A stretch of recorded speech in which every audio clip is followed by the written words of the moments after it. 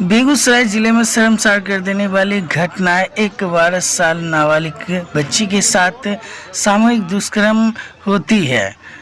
घटना 12 तारीख की बताई जाती है। 3 दिन बाद जब प्रशासन एक्शन में नहीं आती है तो वहां के स्थानीय ग्रामीणों ने एक्शन में आकर थाना घेराव करते हैं।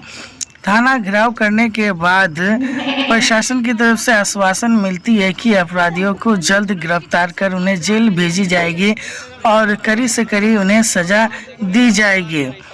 एक अपराधी गिरफ्तार किया गया है, उन्हें जेल भी भेज दिया गया है, लेकिन दूसरे आरोपी फरार है और प्रशासन अभी तक कोई कार्रवाई नहीं कर रही है। ग्रामीणों ने आक्रोश में आकर थाना घेराव किया और थाना प्रशासन की तरफ से आश्वासन मिला कि दूसरे अभियुक्त का भी गिरफ्तार हो जाएगा।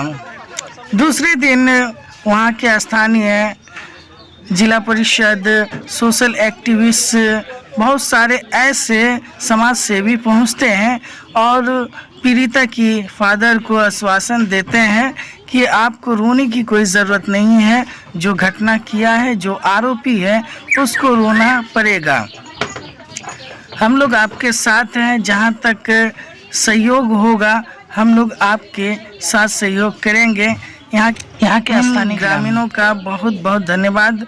इन्होंने एक व्यक्तिगत सोच नहीं रख करके सामाजिक सोच में परिवर्तित होकर और एक पीड़ित परिवार को न्याय दिलाने के लिए तमाम ग्रामीण पीड़ित परिवार के साथ हैं।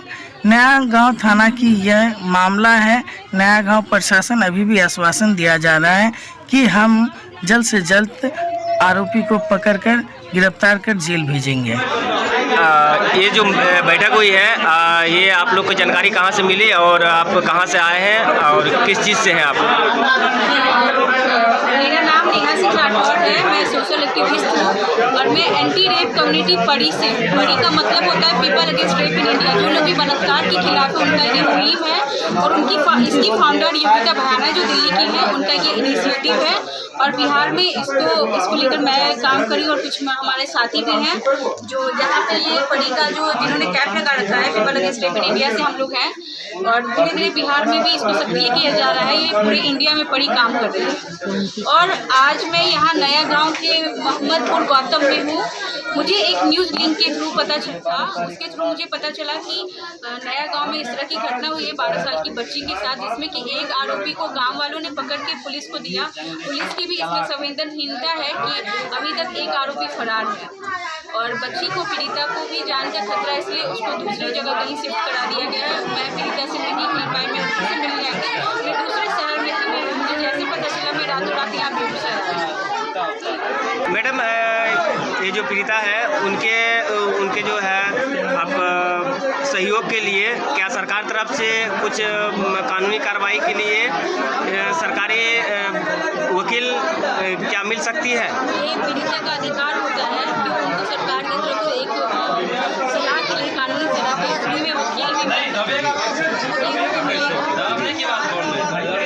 धन्यवाद मैडम।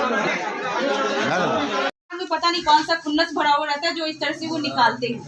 अगर इस तरह की घटना किसी के साथ हो जाती है खुदा न खास्ते, तो क्या करना चाहिए मैं वो अभी आप लोगों के सामने बता रही हूँ।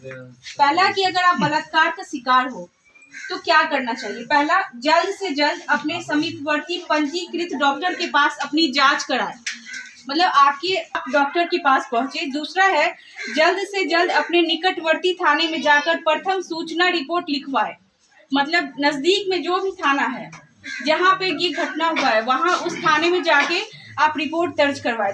उसकी प्रतिलिपि, उसकी फोटो कॉपी, ये जो मैं यहाँ बोल रही थी ना सर को, उसकी फोटो कॉपी अवश्य ले ले, जो आपको आपराधिक प्रक्रिया संहिता अधिनियम 1973 CRPC की धारा 154(2) के अंतर्गत मुफ्त प्राप्त करने का अधिकार है। उसके एवज में अगर कोई थाना प्रभारी या थाना में पैसे का डिमांड करता है तो गलत है। किसी भी पीड़िता को या उसके परिजन को फ्री में FIR की कॉपी लेने का अधिकार है।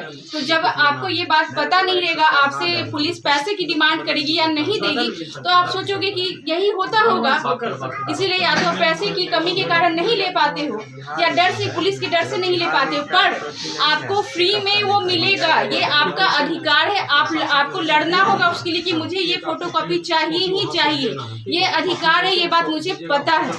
तीसरा होता है, अगर आप जरूरी समझे तो अपने वकील को भी आप अपने साथ थाने चलने के लिए कहे। आपको स्वयं चुने गए वकील से सलाह मशवरा करने का मौलिक अधिकार, ये तो दूर की बात है। जनरली क्या होता है ना कि जो लोग सिंसियर होते, जागरूक होते हैं, तो फिर भी गांव का एरिया है, अगर किसी ऐसे इलाके में जहां पे ज़्यादा जागृति है तो वहां पे तुरंत उनको एक वकील भी दिया जाता है फ्री में, जो उनकी मदद करता है। जैसे मैं अभी आपको ये अधिकार बता रही हूँ, तो वो वकील का काम होता है कि आगे आपको क्या क्या स्टेप लेना है, वो आपको मार्गदर्शन करेगी कि अब आगे क्या करो। तो फ्री में सरकार की तरफ से वकील भी मिलता है। ये सब आपको कुछ बातें पता होनी चाहिए। ना तो अपने कपड़े बदले, संभव हो शौचालय ना जाए और न ही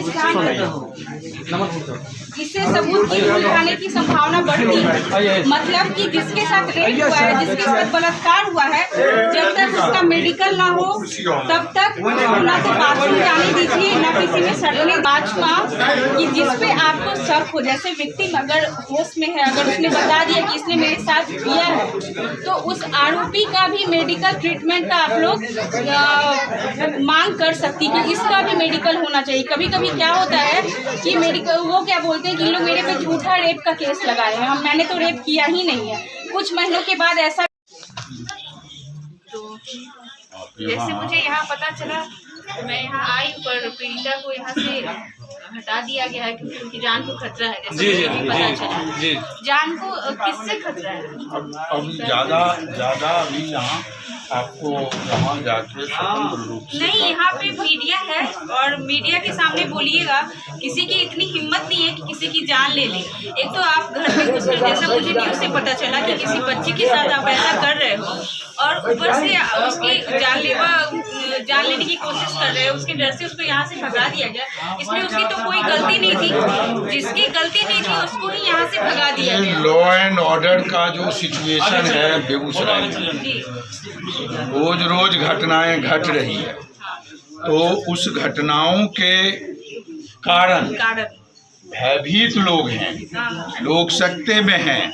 जिन लोगों ने इस आवाज को उठाया, स्थानीय युवाओं ने, उनको मोबाइल पर जरा सा मोबाइल पर धमकियां मिलती हैं, तो और तरह तरह के उनको जो है चैलेंज दिए जाते हैं।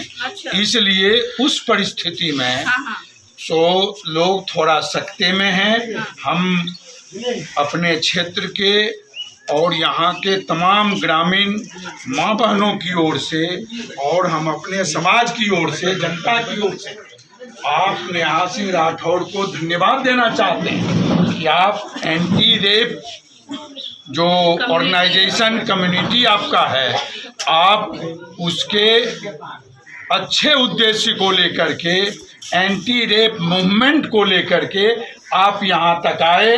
हम अपने जिला परिषद क्षेत्र की जनता की ओर से हम आपको धन्यवाद देते हैं। और आगे अभी थाना प्रभारी भी संभवतः हमको बोले हैं कि हम आ रहे हैं। हमने कहा कि यहाँ लोगों की शिकायत है कि स्पॉट पर थाना अभी तक नहीं पहुँचे हैं। जनता के दुख दर्द को अभी तक वो बांटने के लिए, उसको हिम्मत देने के लिए, उसको ढाढ़स देने के लिए अभी तक नहीं आए हैं। इसलिए मैंने उनको अभी मोबाइल पर बात किया, बोले कि आप ठहरिए, मैं आ रहा हूँ। हम लोग प्रतीक्षारत हैं। कुछ बातें जो है मैं विक्टिम के जो पेरेंट्स से मैं आपसे पूछना चाहती हूँ।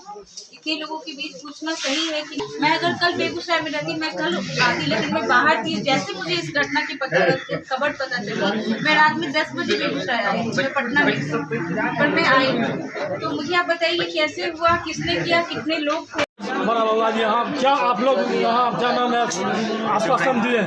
गिरफ्तारी हो जाए। क्या मामला था, किस मामले को लेकर आप लोग यहाँ एकत्रित हुए हैं और क्या? नहीं, जिस मामले को लेकर कि थाना प्रशासन हमारी सुध लेने नहीं आए, तो थाना प्रशासन आपके सामने है। अब ये आश्वासन देंगे कि इनकी कार्रवाई क्या चल रही है। कल आप लोग थाना पर भी गए थे, बिल्कुल, और जो लोग आगे बढ़ करके इस जुल्म के खिलाफ प्रतिवाद कर रहे हैं, प्रतिरोध कर रहे हैं, उनको मोबाइल पर धमकियां मिल रही है, जिसका टेप हम लोगों ने सुना, और वो टेप सुरक्षित है।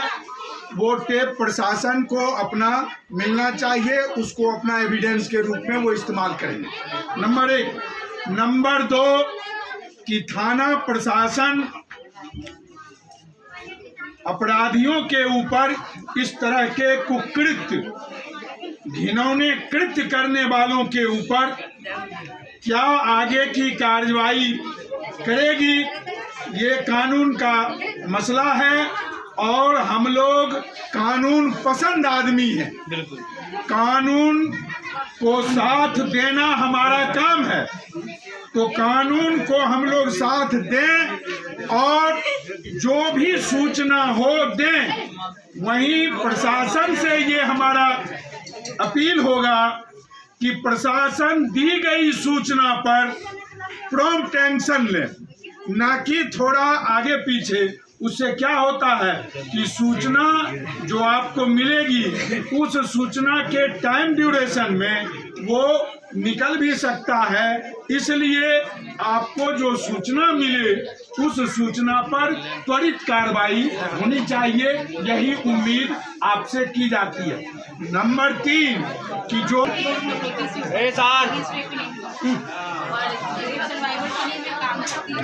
मैं ये पूछना चाहती हूँ कि जब परिजन गए वहाँ रिपोर्ट लिखवाने, तो पता चला कि रिपोर्ट नहीं लिखा गया, तो रिपोर्ट लिखने में देरी हुई, उन्हें खुद से कंप्लेन लिख कर देना पड़ा। अब आप एक बात मुझे बताइए, जो लोग पढ़े लिखे नहीं हैं, तो अगर लड़की क्या कानूनी कार्रवाई करें? कैसे फरार हो गया? अभी तक आप लोग 3 दिन हो गए, इसीलिए कल हम लोगों को जाना पड़ा मैडम। कभी भी फरार है, मतलब क्यों फरार है अभी तक? 3 दिन से आप लोगों ने क्या किया, क्यों नहीं पकड़ाया? यहाँ पर